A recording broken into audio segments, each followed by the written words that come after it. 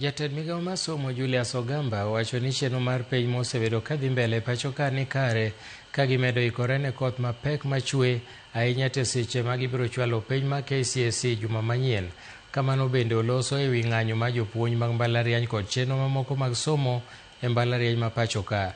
Noduoko penjo e kinde ma bende ne ochopo mbele komiti mar somo e od bura.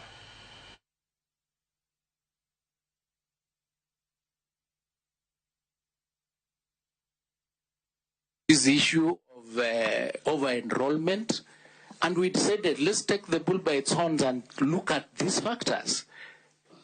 And that is why I see it. It has never been that 4 months down the line schools have not received capitation.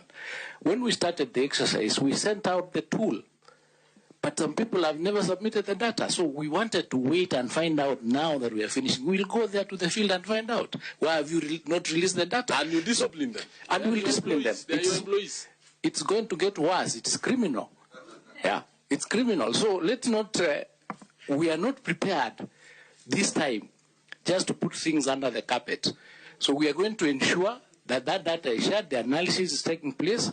And if it is a school, for example, Chair, we have 6,041 schools who are below the threshold. How are they registered? Who is behind it? I'm ready, I'm coming with that data. And once we do, there is nowhere to hide. Yeah, there'll be nowhere to hide.